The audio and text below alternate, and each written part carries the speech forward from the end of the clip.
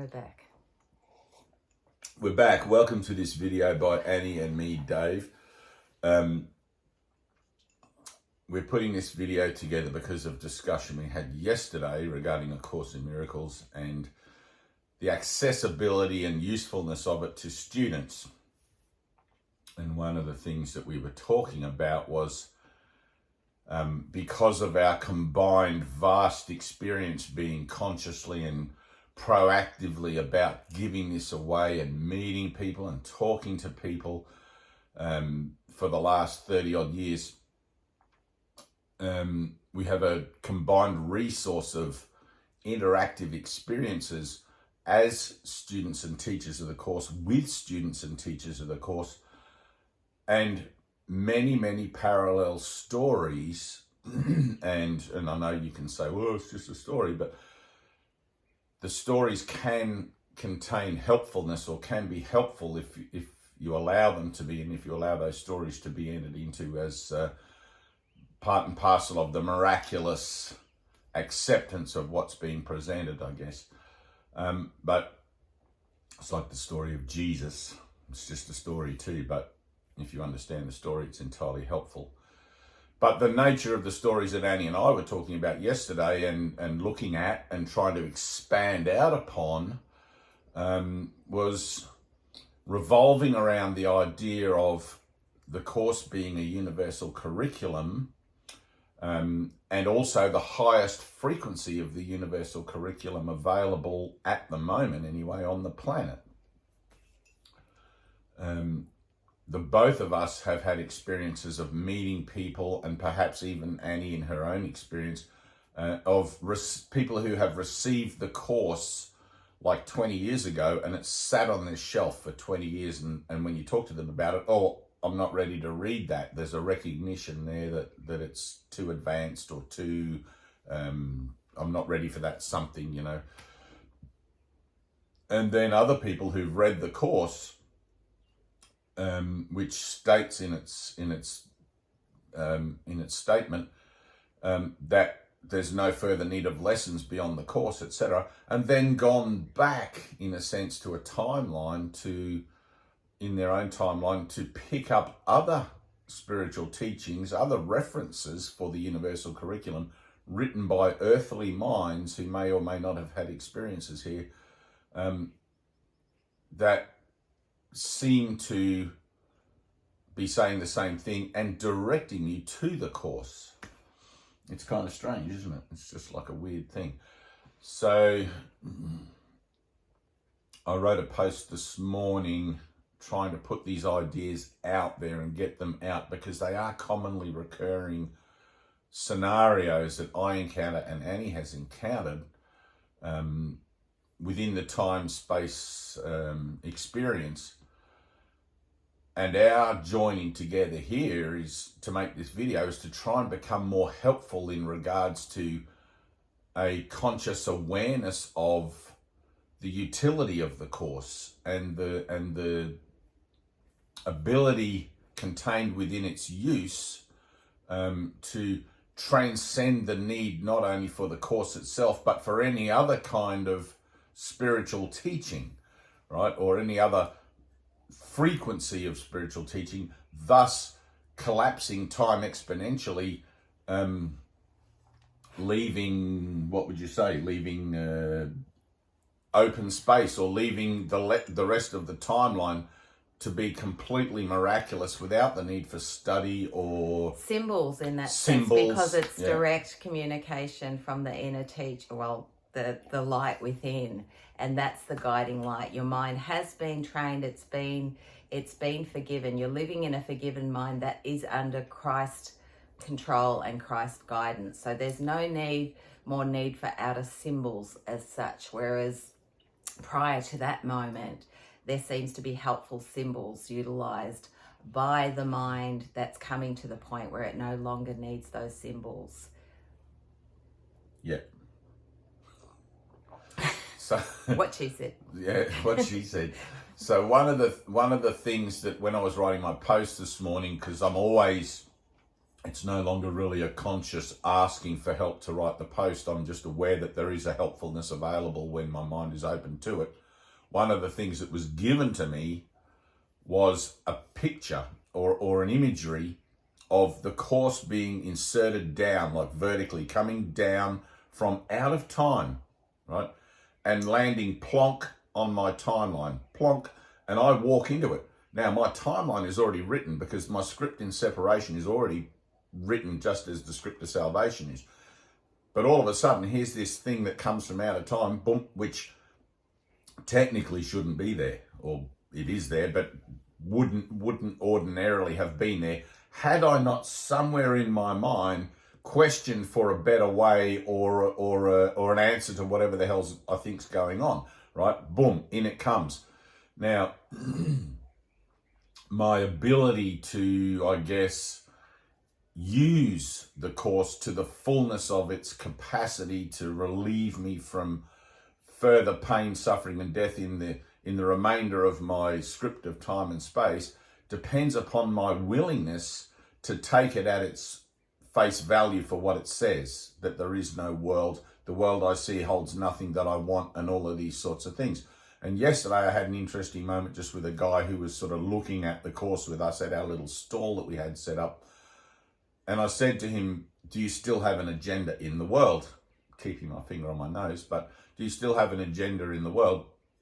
And he sat for a minute and thought about it, and then he agreed, yes, he did. So whilst there is any agenda there, the fullness of the message of the course cannot be heard in its entirety, but it can be heard in part according to your willingness to allow yourself to be led reasonably to your own conclusions, perhaps, about your agendas, and in comparison, perhaps, to what is being offered by the course, right? So, but when the course says, this course is just a beginning, in no way does that imply that is the beginning of the rest of your timeline of studying every kind of manual, handbook, and script and scroll of spiritual nature that you think you're going to need to be able to master the conceptual notion of enlightenment in order to achieve it. Right? Or does it mean when it says this course is just a beginning, that there's some better symbol that's going to come in, like some new book or something like that? That's not what he's talking about when he says this course is just a beginning. It's the beginning of your liberation. It's the beginning of your awareness of your liberation. And it's like liberation beyond the need to examine it or interact with it as a concept is where liberation actually begins. Until then, it's kind of like dipping your toe in the water and you're just saying, oh, liberation, let me just, boop. It's like, oh, maybe. And I guess we've all done that to some extent in various situations that are presented to us in life. We want assurances and we look for our safety in those things, but it's not until we're either at a point where we've got nothing left to lose but to jump in wholeheartedly, or we can recognize within ourselves, at least conceptually, that our fears about the subject aren't going to ultimately change the nature of our decision about jumping in wholeheartedly. So one of the things that I have noticed, how would I put this, is people that read the course and then say to me, they'll say things like, oh, I did that course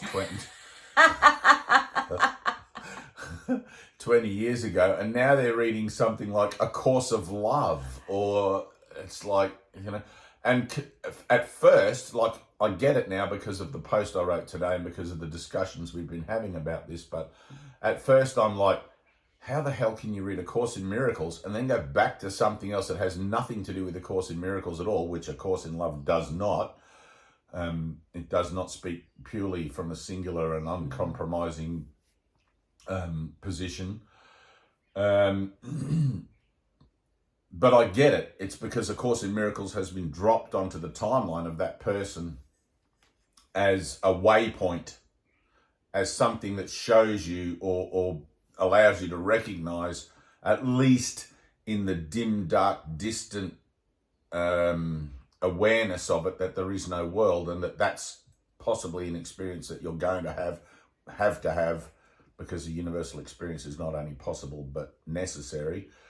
But it doesn't alleviate you from the rest of your script of studying all those other books, unless you're watching a video like this and you can take it on board for a second, that perhaps the rest of your script can be entirely different if you want it to be, not requiring all that study, not because the miracle is not limited by my ideas about it or your ideas about it or by our collective ideas about it.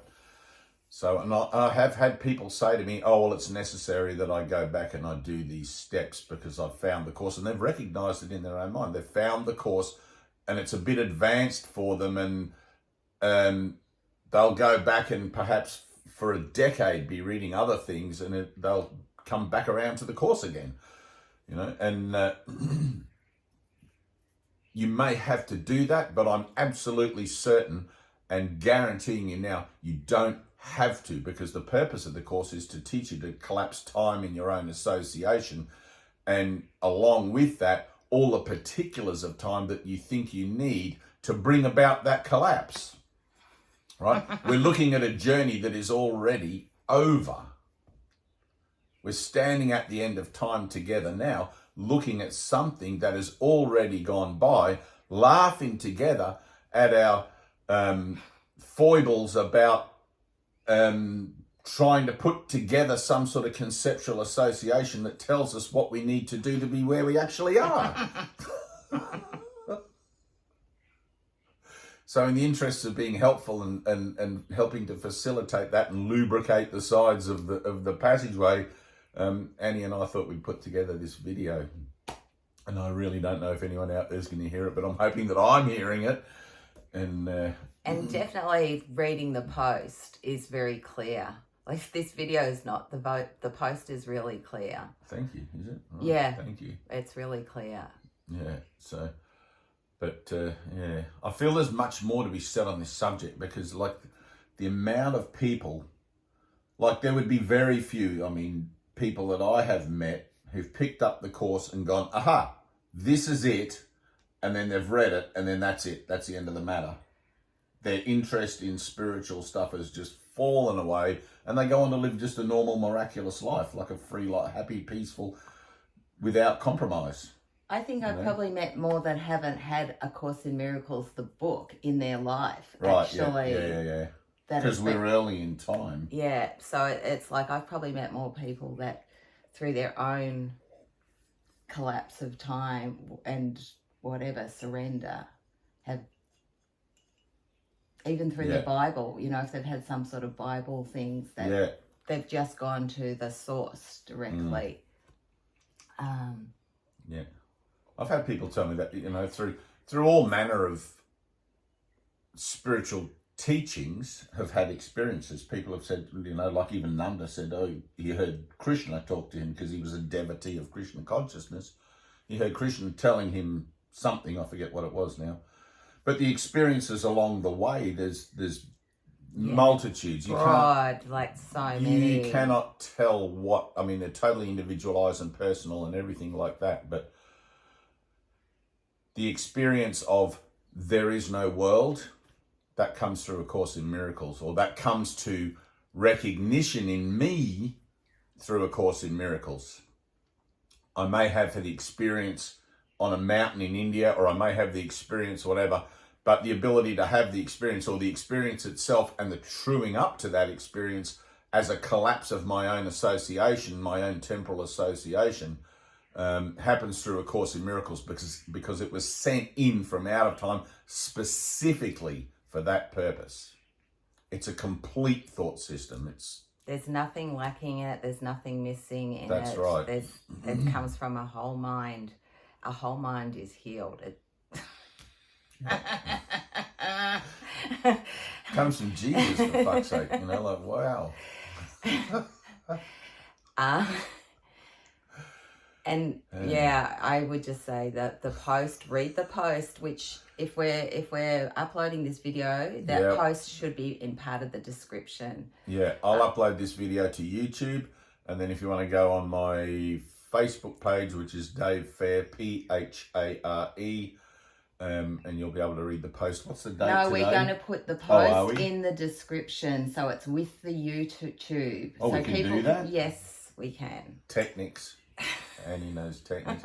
Anyway, that's our 15 minutes of, we know that you probably can't focus past 15 minutes because that's where we start to go all wobbly at the edges. So we love you, and I hope this has been helpful because that's our intent. Have we got anything else to say? No, but if there's any updates, we can do little add-on videos that are like part of it. But really, the post says it all.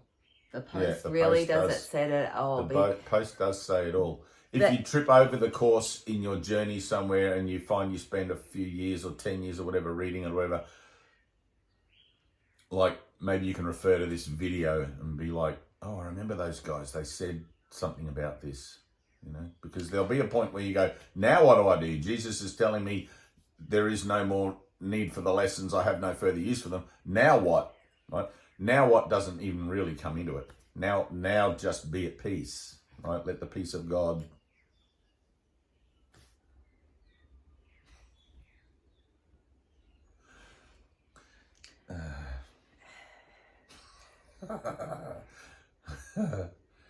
yeah. So this video, like Jesus tells you in the course itself, he tells you every step of the way what can happen it's within the course, what will happen, what can happen. So this video is like one of those little markers. Yeah. No, it is. You're right. It's a marker. Who the hell knows what these markers are supposed to look like? Looks like you and me in bed having hot chocolate and that and making the video. So anyway, we love you. Oh.